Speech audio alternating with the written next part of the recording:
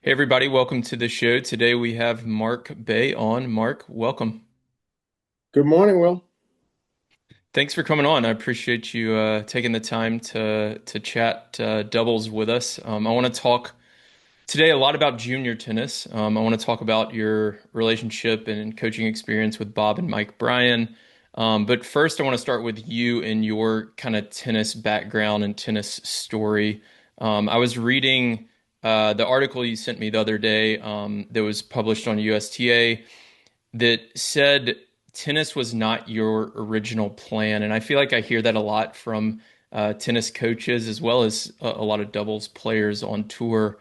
Talk about your story, why tennis was not the original plan, and how you kind of ended up where you are.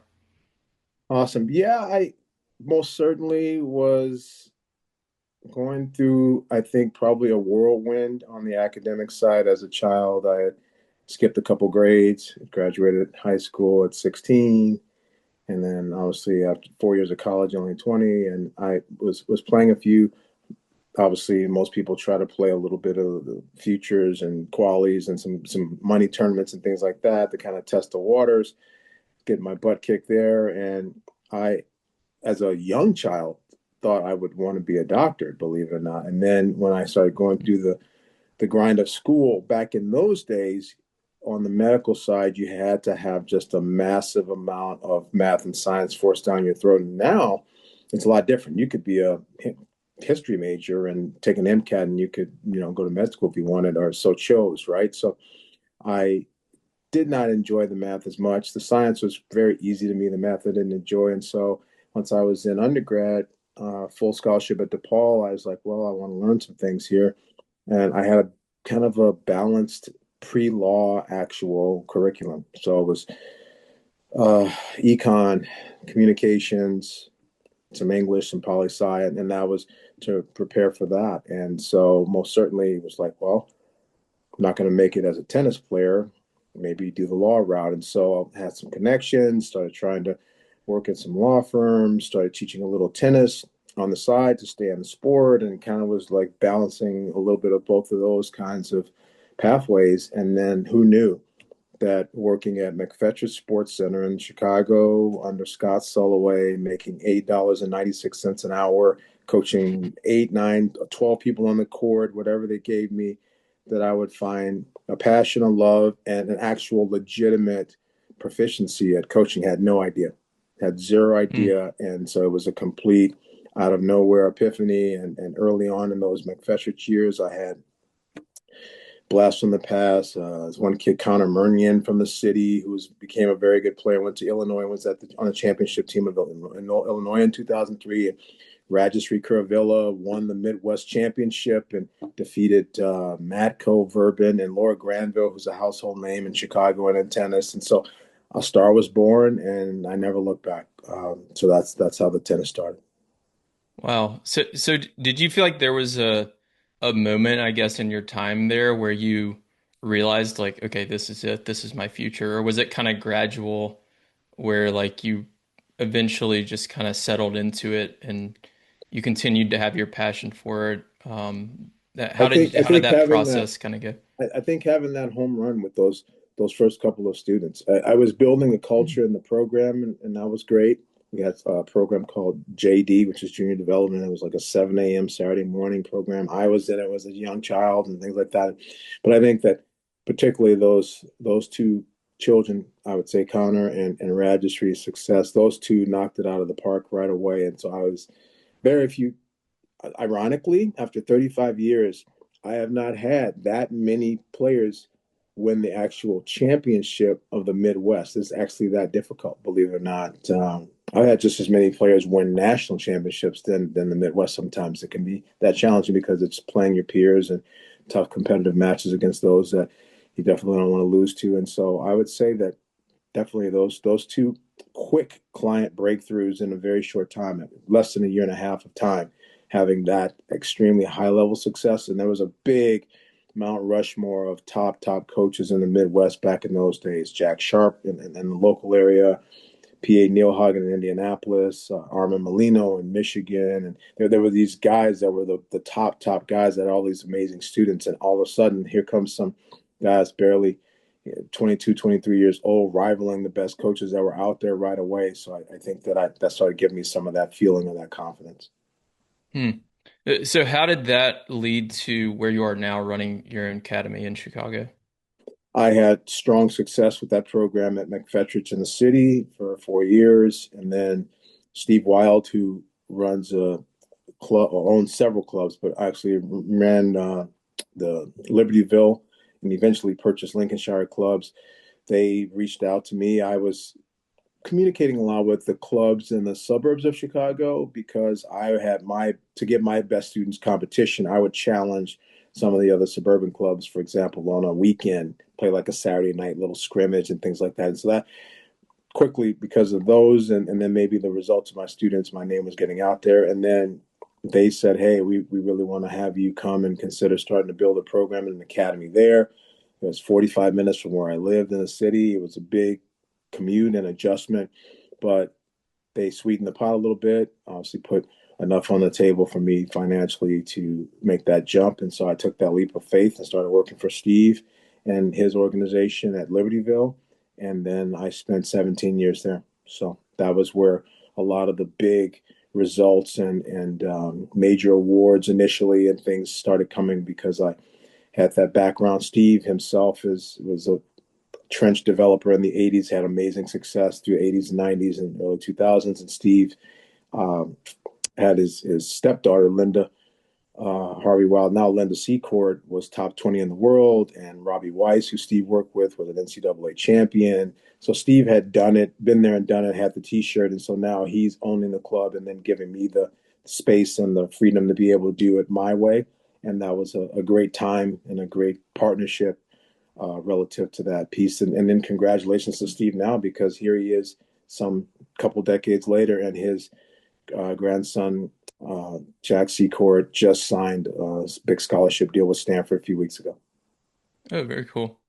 Yeah, it's funny how these like when I have these podcasts with coaches or players and I talk to them about their kind of path, it's never super clear from the beginning, right? Like these opportunities just kind of arise and the best coaches and players to just take advantage of those opportunities and seem to be able to make the most of it. Um, at what point did you meet Bob and Mike Bryan? So, because my students were doing well, I was immediately going to all the major national championships. And then as you start doing that, that's an entirely different culture and infrastructure and group of people that you start becoming aligned with. And so you go to those tournaments, you now meet the trench coaches from Boston and from New York and from Florida, and you start becoming friends with them. And some of my best friends in tennis now come from those early years of those trench battles at the national championships. And so the tournaments around Christmas time, so the ones that are coming up now, that are now currently called the Winter Nationals, they weren't called that before. Back in those days, there were two tournaments in Arizona, one that happened in Scottsdale called the Fiesta Bowl, and one that happened in Tucson called the Copper Bowl. So they were back to back. So I would take for over a decade a big group of juniors, 8, 12, 13, 16 kids with multiple coaches without parents, and go down to Arizona on Christmas Day, start practicing, eat at a Denny's, get ready, and start playing this Fiesta Bowl on December 27th.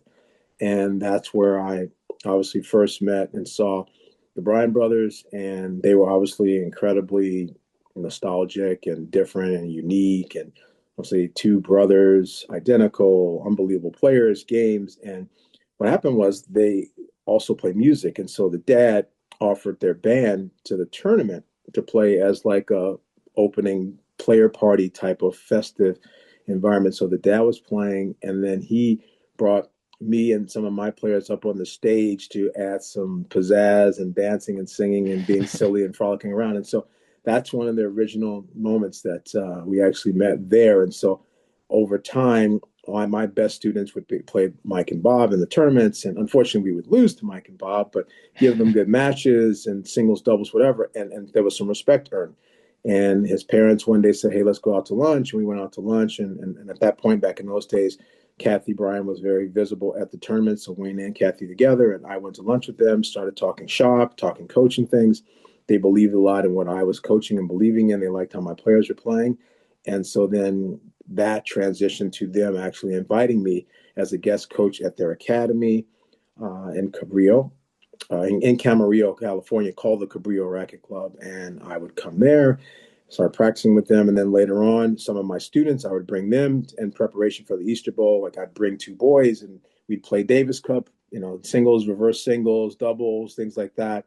I've had multiple students train and stay at Wayne and Kathy's house, Connor Murnian, Shauna Zuccarini, many kids over the years. So it just grew and evolved. That picture that you saw that I shared with you, I think might be 1995, a year where Stan Smith and Ramsey came as well. And so that picture has Ramsey Smith, who's the current Duke coach, in that photo.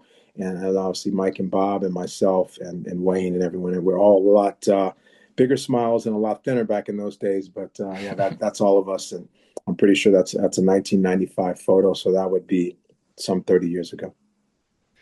What were they like as juniors, and what about like their development led them to become the best doubles team of all time? Well, Kathy was very involved in the technique part. Wayne was the boss, the manager.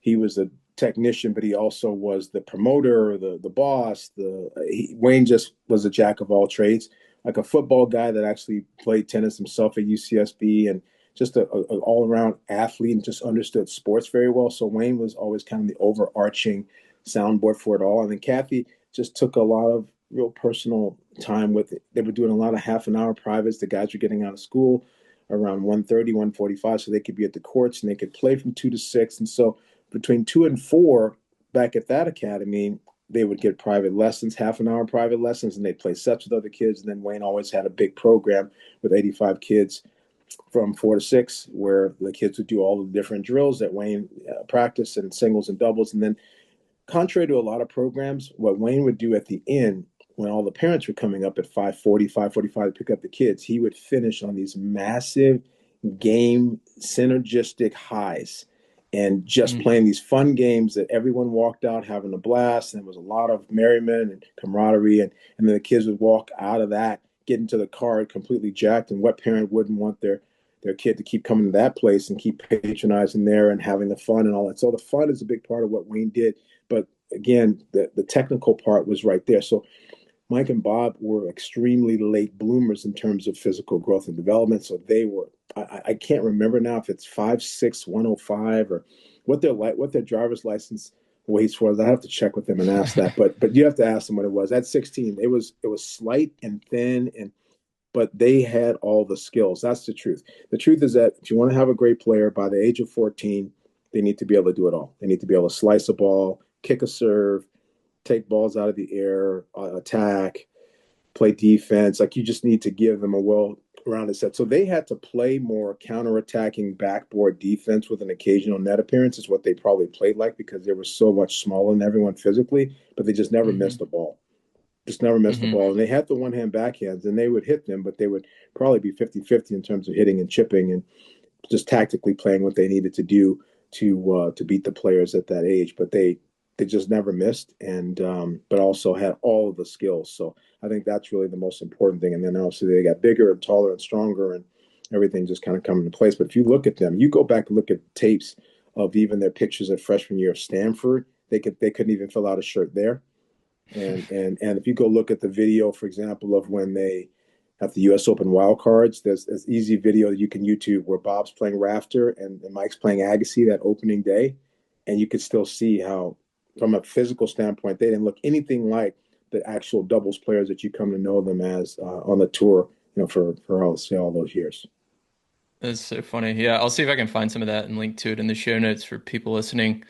At what point did you start helping them out on the pro tour and join the coaching team? So I was always just a big fan and supporter of them. I was close to that family for all those years. So we never stop that bond. I was always just kind of a fixture. I was part of the family. I ate breakfast at the table, and Kathy made it, and played Risk, and spent the nights in their houses with no video games, and played Nerf hoop. And I wasn't great at music back then. Since then, they taught me a little bit of drums, so I'm a hack drummer now. But I just was kind of part of the family. But as they went for 2 years of Stanford, and then in 1998 they won the NCAA's as a team at Georgia, one of the best college teams ever assembled, ever played on paper, and probably just factual. I was there. And so I've been in every NCAA team championship now since 1998. I've not missed one. Obviously, there was not one in COVID. So I've been there. But in 98, they beat Georgia at Georgia for love. And the Goldstein played one. Mike played two. Bob played three. Ryan Walters played four. Jeff Abrams played five. And Alex Kim played six, who went on to be top 200 in the world. So just an unbelievable team. They won it. And then Mike and Bob won the doubles, and Bob won the singles. And so I was around even in those moments, right? Because of the college and that connection.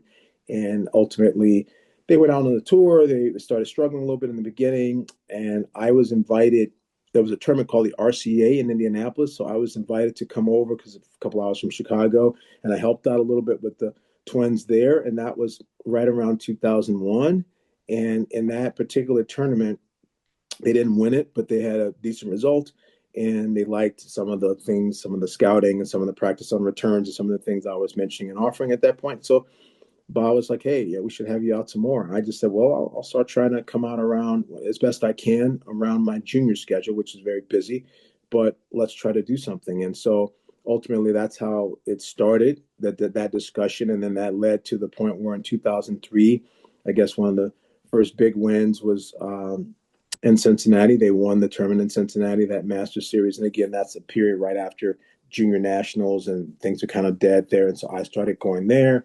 And then it became a little bit of Miami over spring break, Cincinnati just after nationals, US Open, and then it grew from there. So ultimately, by the end, I was probably doing 4 or 5 tournaments, 6 weeks, and some Davis Cups. And I was working that around my junior schedule, and I kept going. And obviously, Dave McPherson came on in 2004. So Phil Farmer was there with me in that 2003 year where they won that Cincinnati. And then Dave McPherson came on in 2004. So Macker obviously ran the show there. And again, I just was always a bug on the wall, an assistant guy, speak when spoken to, not try to rock the boat, just try to help the ship. And really, with Dave, I thought one of the more interesting things. One of my nicknames, some people that know me in tennis, my nickname is Baywatch. That's what people call me. Hmm. And I just have a really good eye for things, being observant, not just tennis, life in general. But I, for example, would go and scout, and I would scout separately from Macker. I would never go scout with him. I would scout separately, and then I'd bring him everything that I saw.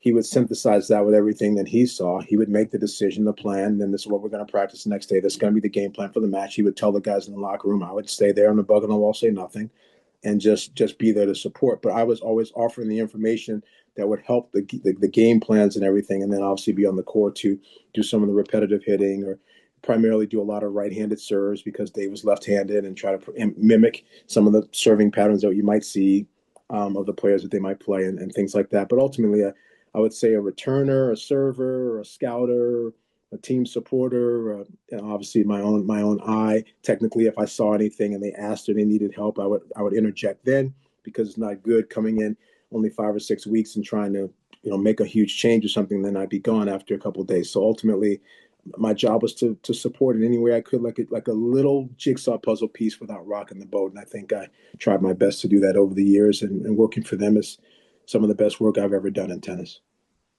That's cool. That's really well put. I think that's great advice for any kind of younger aspiring coaches listening, because it sounds like you did a great job of, providing as much value as you could, but also having like the self-awareness to not interject too much, as you said, because that just wouldn't have worked, only being there, 6 weeks a year or whatever it is. So that's really impressive that you were able to do that. What did you find was the most difficult part of coaching them, or being a part of the coaching team? Well, I just felt that the the doubles is just an incredibly stressful place.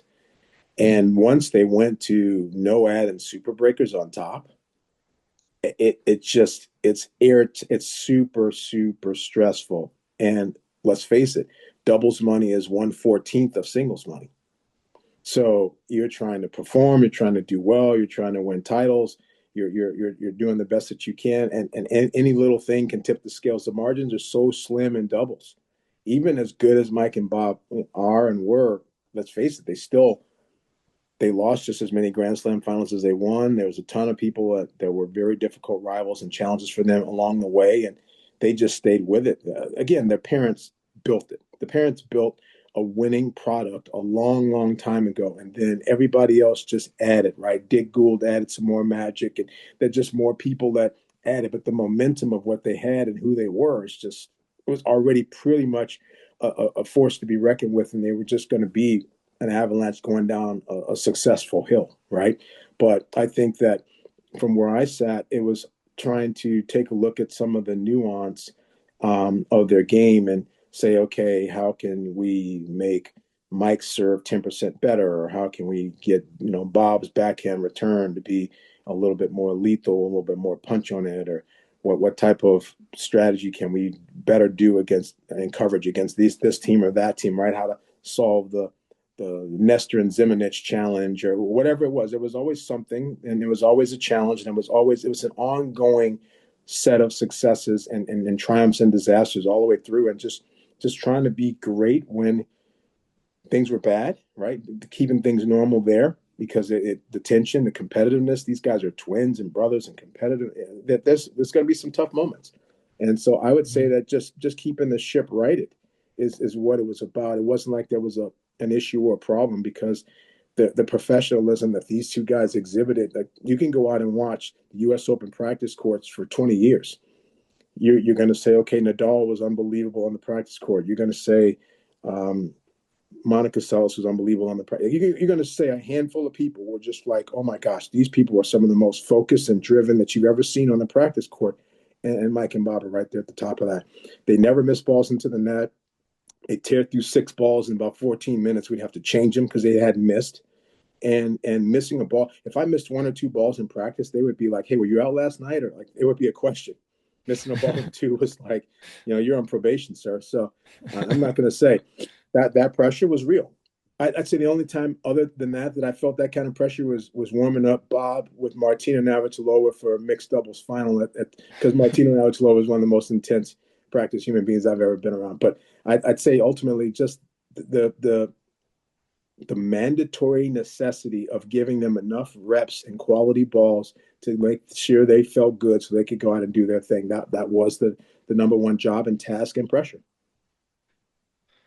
If I asked Bob and Mike what makes you a great coach, what your best quality is as a coach, what do you think they would say?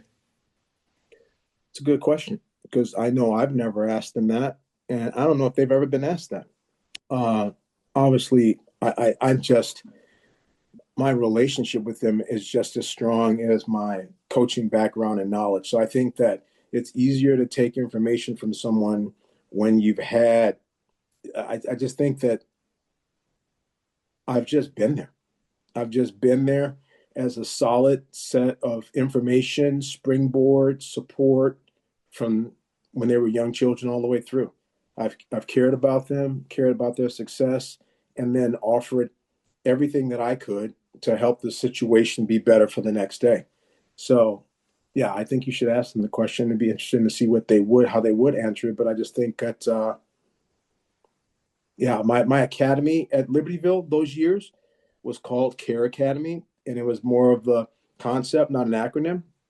And I would say that just the attention to detail and the care that I have and exhibit on a day to day basis is partly why I've gotten good, and I'm also I think one of the best mentored coaches in America. I think I've done a really good job, and not just their dad Wayne, but many others. You could go to the Mount Olympus of all the best coaches that have ever been there.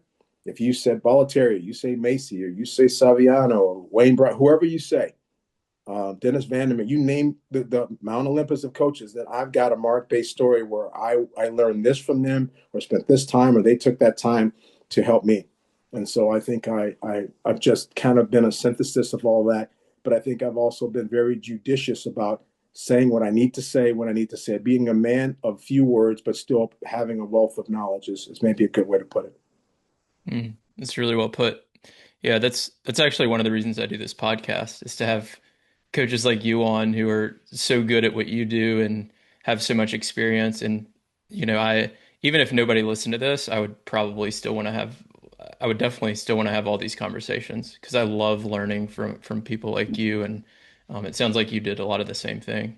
The learning part is the hard part because you start getting some success in coaching and you start believing that you're all that in a bag of chips. That And you have all sometimes, the answers. yeah, sometimes Yeah. you really are on the top of it. I've had some amazing years in coaching and some great successes, some things to really be proud of. But I tell you, I was just speaking in Arizona to 100 plus coaches and at the collegiate convention in ITA. And I'm telling you right now, I have 6.5 pages of notes that I took from the seminars from the people that I learned from. So my job was to go and make a contribution. And I think I came back even more knowledgeable than what I share. Yeah. Yeah. Always keep learning. There's always more to learn regardless of what level you're at. Um, a couple more on the Bryan brothers. What made David McPherson such a great coach? I had him on the podcast recently, and he shared a ton of knowledge. But in your time working with him, what do you feel like made him such an effective coach?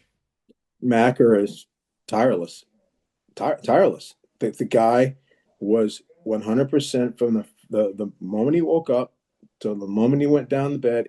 He just was always doing the little things without being told. Like his work ethic and his willing. Just good old school Aussie values. He let's have a good practice. Let's get something out of this.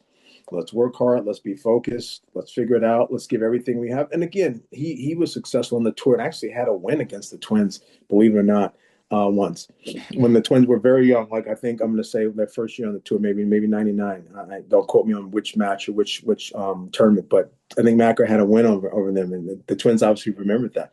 But Yeah, Macker was obviously short in stature and got a lot out of him, got a lot out of himself, and got a lot out of his game. And so being able to just 60 seconds worth of distance run every day. To quote a little bit of Kipling there, I think that he was always about that. And let's scout and let's get some balls and let's get a practice match against these guys because they play a little bit like who you're going to play down the road. Let's keep it light. Let's keep it fun. And I just think that there was an amazing amount of consistency over the years. And he was obviously there all the time. So for him to do 17, 18 years of that, where me, I'm coming in for 5 or 6 weeks, I'm the pinch hit guy, then out and here and out. He was really on the lowest of lows and in the highest of highs and had to be right there to pick those pieces up when those guys were going through challenges off the court, right? Mike had some life challenges off the court and with health and different things, personal life. And then Bobby had to have a surgery. And there's a lot in all those years. And then challenges with each other. And so he was just always like just equilibrium with that good old fashioned Aussie hard work and just every day making sure if Humpty Dumpty had fallen, then he put the pieces back together to put them back up. yeah. Let's move on to juniors here in a second, but last question on Bob and Mike. Do you have any kind of favorite stories or behind the scenes stories that you can share from your time working with Yeah, them? yeah. See, your operative phrase is that I can share Yeah. because there's stories and some of those just are not PG-13 for Yeah, safe for for the public for the consumption. for the young viewers. Uh, I would say that these guys, I would say they're incredibly competitive with one another, playing baseline games against each other. Mm. And you would think, gosh, why are they playing baseline games? Well, to some extent, they would do that in the off season, like for a little bit of fitness and just for camaraderie and fun, because they played with each other all the time as kids. And so, me having to be a line judge for some of those baseline games, I'm going to tell you that was, yeah, those were epic. Those were challenging and difficult, and oh my gosh, just too much. Um, Trying to manage that and make sure they weren't going to tear each other's heads off in those kind of instances. Now they did tell the story on Roddick's podcast about in Australia when Bob got a little bit sick of Mike, and then he hit him in the head in the Australian. They did tell that on Oh my Roddick's God. podcast, so that it wasn't like intentional. It was like just a reaction kind of hit, but hit him pretty hard, and we were worried that Mike might be concussed there. He ended up being okay, and they ended up making a run to the second week of that tournament. But that's a crazy story that they did tell on Roddick's podcast. But yeah, I would say that some of the baseline games. I would say some of the great stories are just the good old times, or like when they first started making their first million, they bought a Mercedes Benz, and we used to hang out in their townhouse and eat this Wood Ranch barbecue, and they blast Dave Matthews in the house all day, night long. I was not a Dave Matthews guy. I learned all the songs, and then they ended up gifting me that car when it was time for Oh that car wow. to just be completely like just run down. Like they said, "Hey, Bay, you want this car?" And I paid a few bucks to them and got it transported and sent all the way over across the country. And I kept it. And the license plate was Bros MB. So BROS space MB. So like Bros Mike and Bob, Bros Mark Bay, whatever. And I Yeah. kept, and I still have that license plate to this day. At my place. So that was neat. That car is now unfortunately deceased now, but it stayed between them and me for quite some time. That was a very unique and special story, and obviously speaks to the bond over the years. Yeah, what a story. All right, so I want to move on to junior coaching, which you've had tons of success with.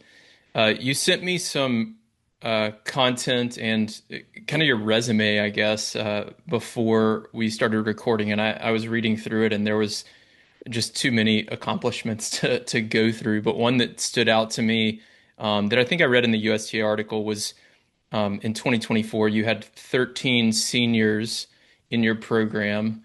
11 of them were going to play college tennis, and nine of them, so 9 out of 13, going to play Division One tennis, which is kind of mind-blowing to me. So, how have you had so much success with your academy? What do you feel like you do differently, maybe, than other academies or other junior coaches?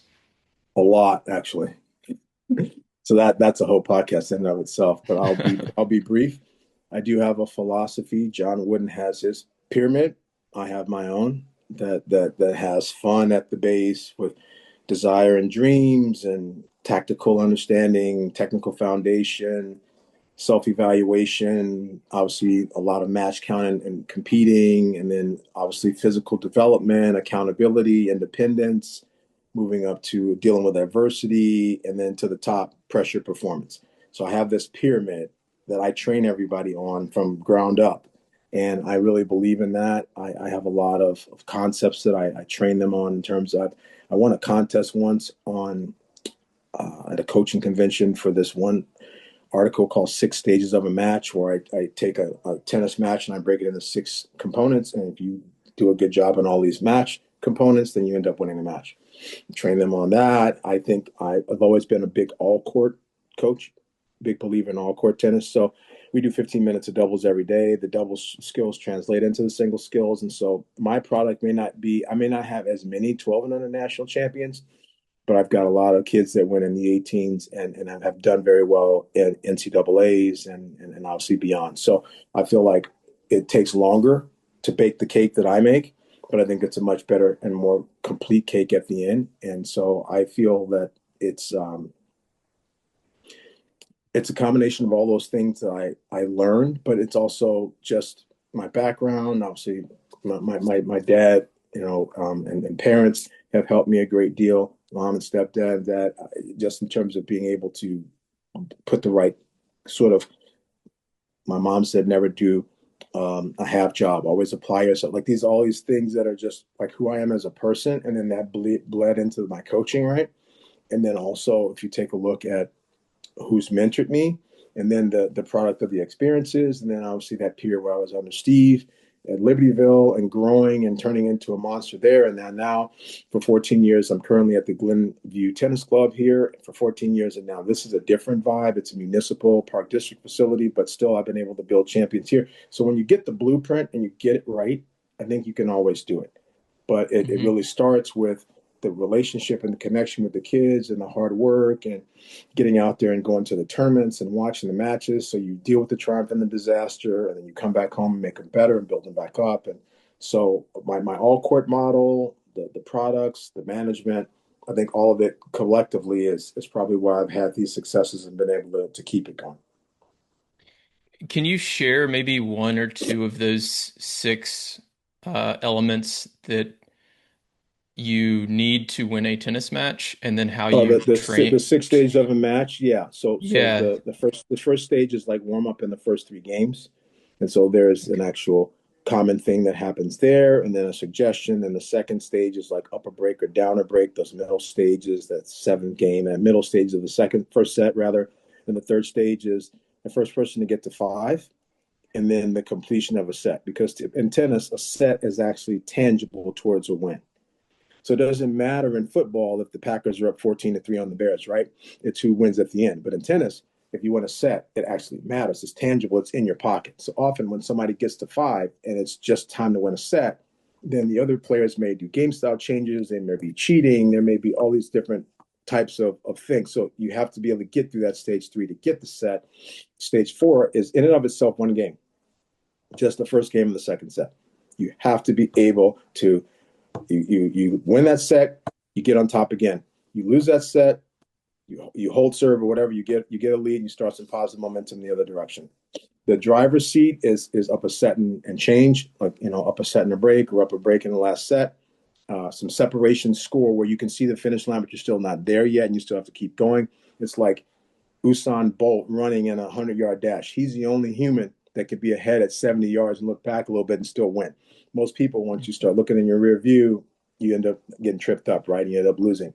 And then the last stage is closing it out. What you do at the end, match games, last set tiebreakers, et cetera, et cetera, and manage. So it just kind of gives you a little bit of a blueprint of how to work through all of those different pieces. Hmm. So do you train each of these stages for all of your juniors? And if so, can you share an example of how you train like one or two of them, maybe?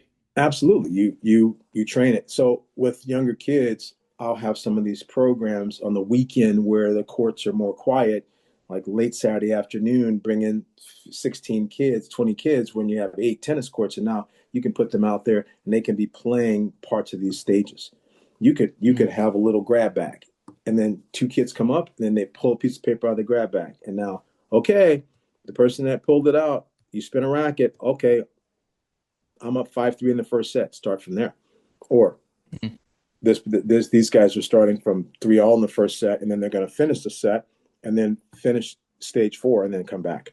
Or somebody can say, okay, we're starting at 4-all in the third, crunch time finish. So ultimately, you can work on stages independently of itself, but it's nice to be able to just give them the system and work on it and have them work through playing from start to finish as much as you can. So in the summertime or in the weekends when you have more court time and more space, that's when you want to work on it. So you let them let it matriculate and evolve because there's nothing like the emotions that you have to go through to build a momentum and a crescendo to an ending. And because when you don't have that, I just had one of my top players lose a final on Sunday. She was up a set in 5-4. She was up a set in 6-5. And then she ended up losing it in the third set tiebreaker, and she kind of fell apart a little bit. She was feeling the nerves, and she let her emotions get the best of her, and she didn't manage herself very well at the end. And so that was a big part of yesterday's private lesson, talking about how she's going to work through that. Mm. And then the other thing you mentioned was the pyramid, and it sounds like there's maybe at the base of the pyramid some kind of core values. Maybe you have a better word for it. How do you train some of those values, some of those kind of soft skills that aren't really about a serve or a forehand or a volley, but it's more about work ethic and ownership and accountability? Yeah, I think that accountability, that rung, it's independence, accountability, responsibility. That's that rung. Okay. And you, with children, you have to give them bite-sized pieces of responsibility, and then you have to see if they can execute it. So you might give a kid a basket of balls and say, you're going to go down there and you're going to serve until you execute 20 serves in the box. But every time you miss one into the net, you're going to take -1. And now, okay, go. Now they have to go down there and problem solve that. Or, hey, we just had a great lesson on your backhand. Now you have to go out and you have to ball machine on that backhand. And then you have to go get another friend of yours and you need to play that friend baseline game and a set and work on their backhand and then come back and report to me. Like you have to be able to give them things to do and see if they actually follow through. All my students at the end of a tournament have to check in, call in, leave a message like a press conference, like media training, and say, hey, I played Will Buchek. I beat him 2-3. The first set, I was a little nervous. I got through it. The win was a little challenging. I double faulted a bunch, but then I moved my toss back. I figured it out. Like they have to be able to walk me through what happened so I understand. Their parents can send me their feedback in an email or something separately, but I want the pure feedback from the player and what they saw because in tennis, it's the most dysfunctional sport of all sports because you have all these great coaches and they're not at the competition. In tennis, the coach is at the competition 2% of the time. If it's football, the coach Wow. is there. If it's soccer, the coach is there. If it's baseball, the coach is there. The coach is always in real time helping them. And in tennis, even if the coach is there, now I'm sitting there and I can't do anything. I can prepare them, but for the first 2 sets, I have to sit there innocuous and not be able to make an interjection. And if they split sets, then I can actually say something. So even if I'm there, I can't make an impact unless it's preparation, right? And scouting. And then even when I'm there, I have to be quiet. So tennis is incredibly dysfunctional and it takes a longer time. So if you don't have players that have independence and you haven't trained them in some of these other skills and they don't know how to fend for themselves, if you will, you can't call a 20-second timeout and say, come here, Kobe, come here, Caleb Williams. You can't do it. They have to figure it out. What are some of the most common mistakes you see from junior coaches or academies, and then also from junior players? So I guess a couple of separate questions in there. I think with coaches, it's just too much about what am I getting for the hour. They don't understand. That's something that I'd say I learned at Libertyville with Steve, but the value added service provider, being able to give more value than even what people think that they're monetarily paying for. And how do you do that? Ultimately, over time, you need to be respected for your time. You need to be paid. You don't need to be a doormat. But right now, it's a little too much of people. They didn't pay me for it, then I'm not going to give that. And that's where the problem comes. You don't make anything great if you don't put the extra time in. Think about anything that's great. It doesn't matter. Bake a great cake. Put together a jigsaw puzzle. Whatever it is, you do something. Mhm. You write a research paper. It takes time, and sometimes it's not. It doesn't fit in a nice, neat 1 hour box. And so how are you willing to do the extra things that it takes? And when I was a young coach, I would say I'd say I was better than I am now. I'd say right now I'm wiser and more accomplished and I can get to the root cause of problems quicker. But when I was a young coach, I was just voracious. I was just out. I don't know how I did what I did. I have no idea. Like in 2006, and some of those look back on some of those years and some of the results and the amount of players, and it's absolutely mind boggling what I did back then. I was joking last week with a family.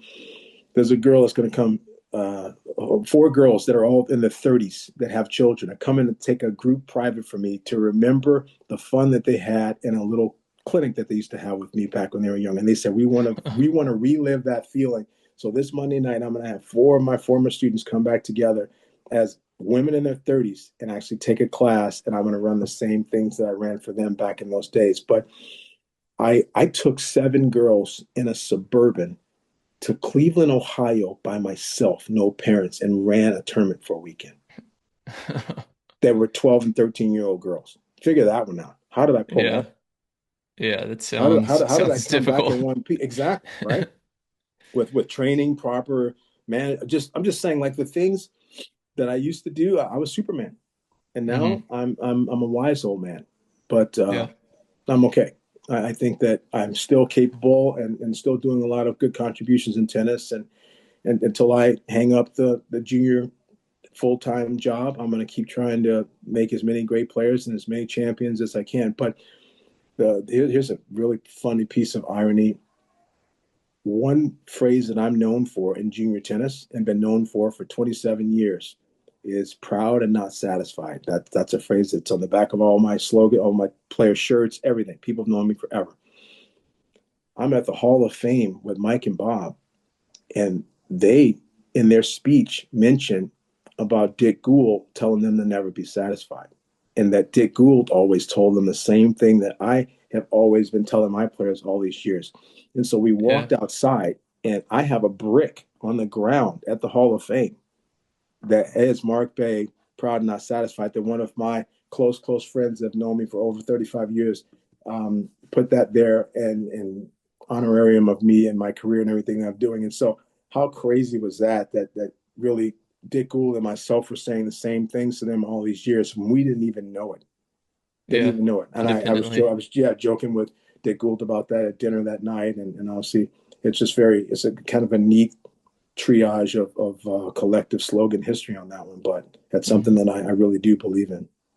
Yeah, that's wild. What about from players? When you're going and taking your players to junior tournaments, what are some common mistakes you see from other junior players? I would say that the preparation piece isn't very good on the beginning. So if you go to a place and you've never been there before and the courts are a lot different than your own place, if you can get 3 hours of hitting on the court, then that is better. Some people go in there, the parents drive them in the night before, they don't even warm up, and then they're trying to adjust to a court speed that's different. Think about it. When pros go someplace, right? They're training for 5, 6 days just to be ready for the speed of a court, right? And then juniors, Mhm. the parents just throw them out of a car, barely any breakfast, and expect magic because they spend a bunch of money on their private lessons that week. And that's just not Mhm. how preparation works. So I would say if I was going to play in a tournament in Ohio and the courts were faster than my courts here at Glenview, I take a half day of school on a Friday and I get out there early and I get a court from 3 to 5 or 2 to 4 or something like that and spend plenty of time practicing hitting, playing some points, that whole bit. And then the next morning have a really good quality 40-minute warm up too with some points. So not just hitting, but actually trying to deal with the dynamics of normal tennis in that environment and then go play someone. I think that Mhm. that's something that people just don't even ever get or figure out. And obviously, if it's outdoors, right? I'm taking a bunch of girls uh, down to the Winter Nationals in Orlando. Some are going to play on hard, some are going to play on clay, and now we're going to have to go down there and be prepared on December 28th to play with college coaches there and a lot of pressure for recruiting on the line. And so that preparation is important and how we warm up. And I think that a lot of coaches neglect wind. They don't coach the wind very well. So I'm constantly always changing ends all the time, every 7 to 9 minutes to get the feel on the breeze. I think that another thing that I do that's unique that no one does, I've never seen anybody do this, but every time I'm doing a singles drill, I always have the single sticks in the actual net. Most people Mhm. just practice. They don't put the single sticks in. They don't make sure that the singles players are practicing with that down the line shot being a high net. The single sticks makes a down the line shot 78 feet over 3.5 foot net. And then your cross court shot is obviously 82.5 using the Pythagorean theorem over a 3 foot net. So Mhm. just something like that, letting kids practice down the lines when they don't have the single sticks in is giving them a premature feeling that they can go down the line and be successful when there's another 6 inches that's going to be there in the tournament. Mhm. Um, so yeah, it's on and on and on and on, but there's a lot of little things, and I do sweat the small stuff, and I think that all of that is baked into the casserole of why I've been able to have students do well. What does a typical week look like at your academy? How much time are the kids spending on the court? How much of that time is dedicated to drills versus match play versus whatever else you have them do? How does that kind of break down? Yeah, it's very unique actually, and we don't play nearly as much as a Florida Academy or California Academy would play. So we have to be very good with how we do what we do. I would say that uh, Monday and Tuesday is well, I can't break it into any generality. Uh, Hmm. Monday is a little bit more about volume, repetitive volume and movement and technique and volume types of things in practice. Tuesday is a little bit more like you're practicing in a small group with actual specific skills. So Monday, the actual practices are genders mixed. Tuesday, you're separate and you're playing like in a college team environment.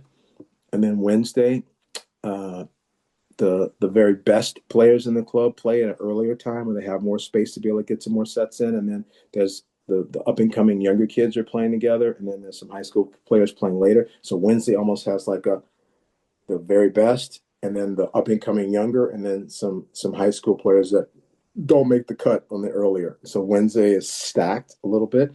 Thursday is Hmm. more just the best of the best, playing a lot of points against one another to get ready for the tournament. Friday, I don't have any practice. The kids are traveling and going and playing or taking the day off, or I don't believe in practice on Friday.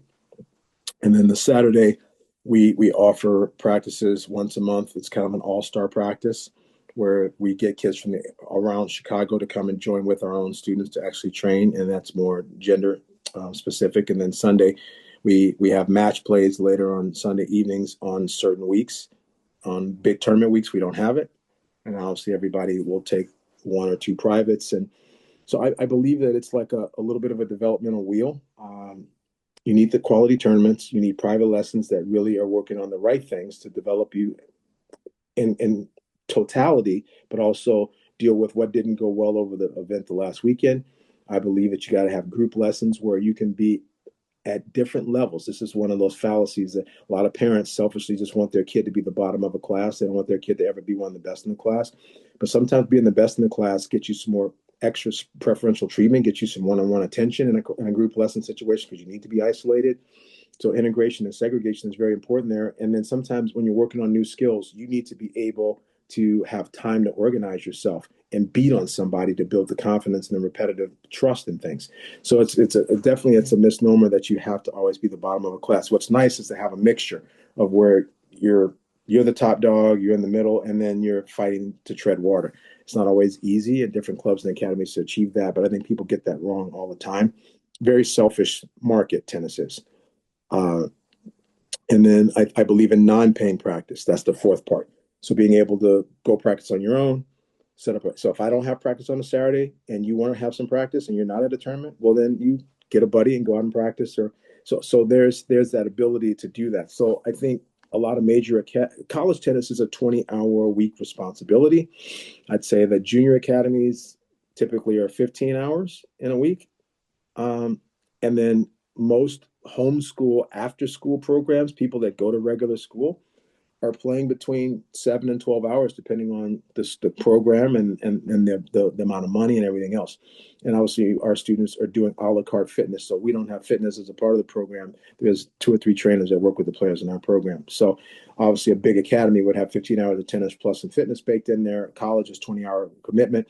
So we're trying to ramp our kids up to the point where we get the best quality 12 hours in a week, get the best results, and then hopefully they're able, as they get older and stronger, to be able to make that adjustment and go into what college tennis would, the demands of what college tennis would put on you. Mm, super interesting. I want to be respectful of your time, so I'm going to skip a couple of these, but I do want to ask um, what advice you would have for a parent who might be listening to this who has a junior tennis player. What questions should they be asking their coaches? What should they be looking for in an academy to make sure that their child is in the best position to succeed?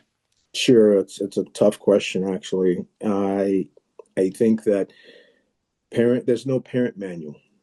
Not to plug Wayne Bryan, but I definitely take his book, Champion, Children and Athletics and Academics. I do make that a required reading for a lot of the young parents that first started my program. So right away, it's not that I'm necessarily just saying that it's Wayne Bryan's principles that are the only thing that I believe in, but I think that Wayne did a nice job of putting out a simple book and a blueprint there to help some people. But there's nothing. There's so many mistakes, so many pitfalls, so many problems.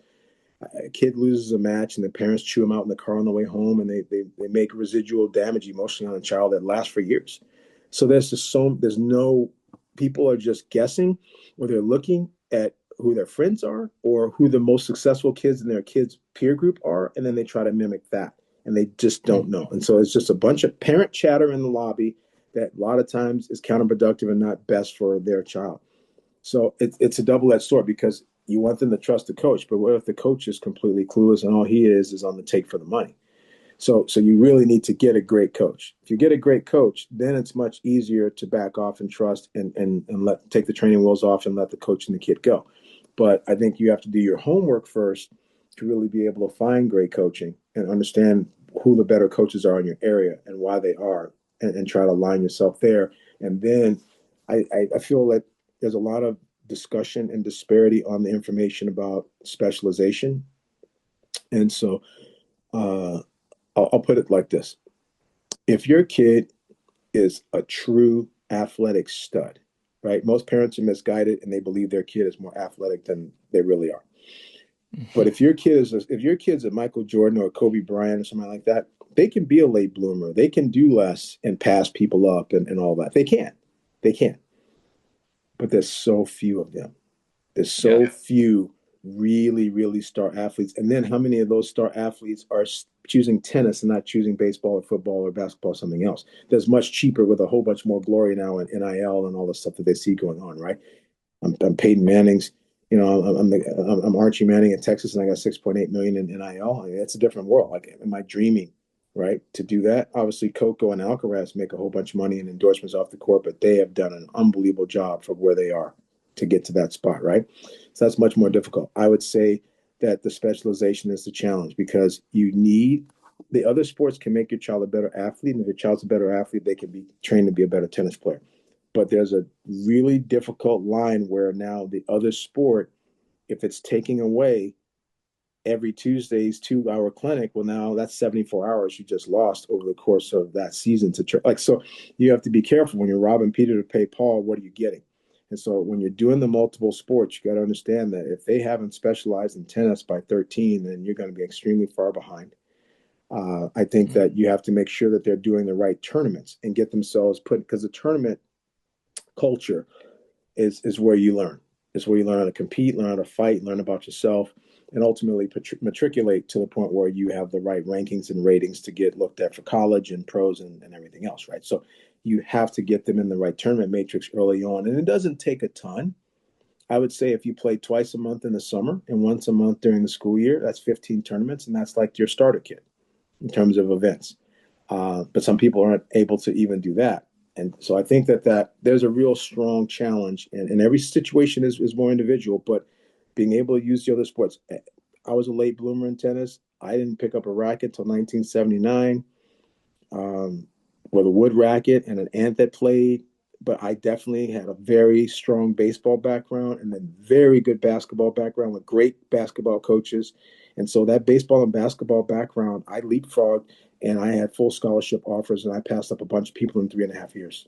So am I a Bo Jackson or something? No, I'm not. But I was a very hungry inner city kid athlete that didn't have a lot of means and definitely had a two sport background before tennis. And I most certainly passed up a lot of kids that put a lot more money into that sport than I did to get a full ride to DePaul. So I'm trying not to toot my horn and I'm trying not to dissuade or misguide people, but multiple sports are good to a point, and you really have to make sure because tennis is such a technique intensive sport. You need to log the hours. The 10,000 hour rule. I don't know if it really is necessary in tennis, but it's got to be pretty darn close. And I definitely think Yeah. Mike and Bob had over 10,000 hours. Yeah. Really good advice. So we'll finish up with two questions here. One thing I saw with all the information you sent over to me was the academy visits that you do. So talk about the process for when you go into an academy. Do you have kind of a framework or system you use to help optimize an academy when you go there for a weekend and talk about kind of what that looks like? Yeah, thanks for mentioning that. So obviously, I'm towards the tail end of my career, and giving back is something that's very important. I like doing that. That's why I'm always active at the conventions and the conferences. I'm always going and trying to help people because, again, people did that for me. It's only fair to pay it forward. But I felt that there's a lot of people that are struggling with basic core uh, team building and junior lesson dynamics, adult programming, financial structures and models. And so just taking some of my background the econ and the communications background from college and all my tennis experience over 35 years, I've decided that I'm going to have a consulting project that's going to be with me now. And then obviously after I retire from junior tennis full time and try to keep helping people go. And so, yeah, Academy Visit is something I started. I started it late in 2023. And now here we are a couple years down the road on this. And I must say, I've gone now to 14 different academies. I think that each one of these visits are unique. I don't go necessarily saying I'm going to tell everybody the same ABCD. I talk to the managers and I try to do a great job of listening to the needs of that particular facility. Do they need more staff training? Do they need more parent education? Do they need more economic revitalization of their profit loss statement? Do they need more fancy fun games and drills to make their practices more fun? Do they need all of it? So we script it, and typically the places have me for a day. Some places have me for 2 days, and some people I only go one time, and then I'll never go back again. And they're good. Some people want me once a year, and some people want me on odd and even years. So I've built up an amazing already a rapport with a lot of clubs, coaches, and players, and helping them. And it's not that my way is the only way or the highway or anything, but I definitely, after 35 years of fixing cars, I'm definitely a pretty good mechanic now, and I've got some tools and things that people can consider and use, and that's helpful. And I don't feel like there's I've yet to see a coach that I would consider on sort of the upper tier of coaching. Again, I've had some results and some successes, so I would consider myself in that room somewhere. I don't often see too many of those people really doing that much sharing, and definitely not doing. Maybe they go to a convention once a year or something, but this whole like getting underneath the hood and going to someone's place and watching them work and taking notes and helping their customers, clients, and pros and people feel good about that. That right there with the clubs have had such an amazing response to having me there. The people have been welcomed. I obviously go in there and I don't try to step on anybody's toes and try to work with the coaches, not try to step on top of anyone's toes. And I've had nothing but positive. I've not had a bad visit yet. And I look forward to having more and continuing that particular product. But it took me a while to figure that out, but I think it's one of the best ways to make a contribution in tennis and also touch a lot of people in a lot of different places. That's cool. That sounds super valuable for academies. Just to be able to have somebody with so much experience to come in, and I'd imagine a lot of the decisions for them are they're kind of grappling with should I go this way or this way, and for you it's a little bit more obvious since you've probably made that decision, a couple dozen times at this point in your career. So Well, that makes also what happens is I'd say, well, is that I just have such a width and breadth of what everybody does. I know how Boston hmm runs business. I know how San Diego runs business. I know how mm, Austin, Texas runs business. I know how the National Tennis Center in New York. I know how everybody is doing pricing and programming and staffing and like I understand all of it in such an umbrella way that now I can sprinkle whatever little piece of pixie dust I need to in relation to having that. So that's the advantage of also mm, being out there so much. You just have the clear understanding of what's in real time going on in so many different places. And that is now, it's not about Utah being like Boston, it's about Utah being the best Utah. mm. Yeah, that makes a lot of sense. Last question for you. How can we make pro doubles more popular? Yeah, that's a great one. We you talk about this one all the time on the road, and I've heard a ton of great arguments. I think that to take a look at, for example, the hype around the U.S. Open mixed doubles project, I guess, or that pilot that they ran, hmm initially that got everybody excited, right? And then when you ended up looking at the manifestation of it, the real doubles players actually won. Um, is it good for all of the top pros to play a little bit? It most certainly is. How about Rafael Nadal playing with Mark Lopez and winning Indian Wells with one of his buddies? Just because it's kind of fun to play a little bit, and the tour wanted some of those guys to play, and then Rafa goes and a couple years later, wins the U.S. Open, going 19 for 19 against Kevin Anderson at the net, including a serve and volley on match point. Go back and watch it. Right, Rafa playing doubles, and then look at how that translated into what he did. So there's something to be said for that, and so to have some star power in there isn't a bad thing. I don't want to take jobs away from doubles players.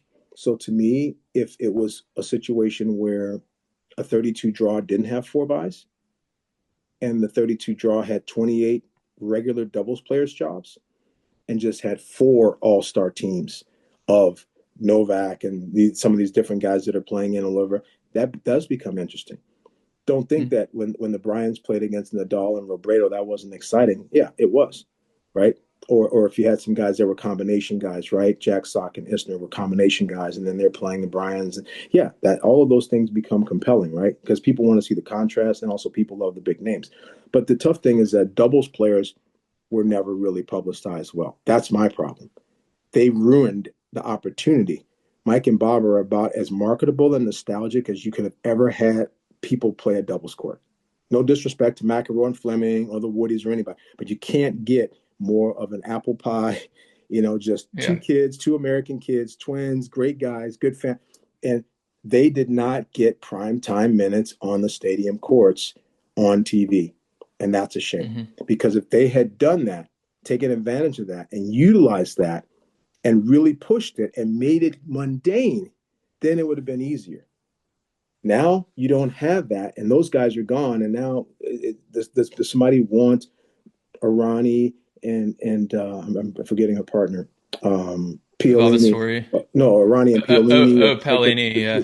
Like those are great girls. They're fun. They're energetic. They have a good time. They're spunky, right? I like watching them, but would you put them on a TV match and then tell Rabakina that she's got to go to court three? I don't know, right? I don't know. Like they might not because they have these slots for the actual TV courts and they're always giving them two singles.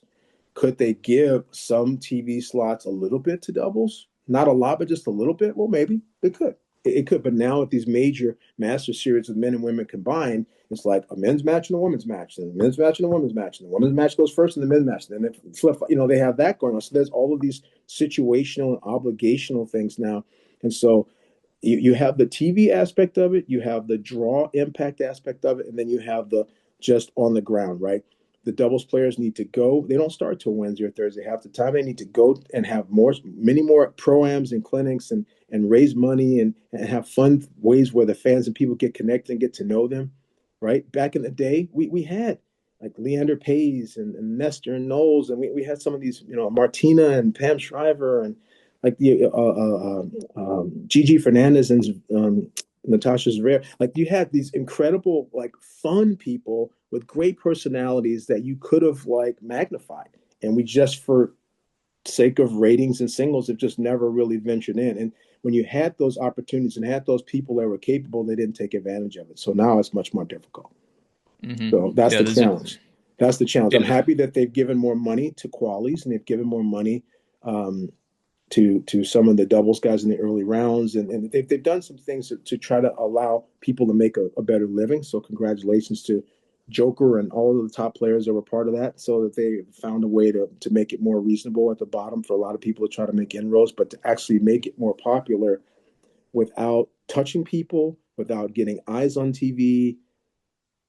I just think it's much more difficult, and we lost a little bit of an opportunity. I think, in my opinion, selfishly, with Mike and Hmm. Bob, they were just as good as it gets, and we didn't leverage them enough to kind of build momentum after they retired. For sure. Yeah, those are great points and some really, really great ideas. Mark, this was awesome. Really good advice for players, for parents, for coaches throughout this podcast. Hopefully, we can do it again in the future. Maybe I'll see you down the road at another Davis Cup match sometime. And thanks again for coming on.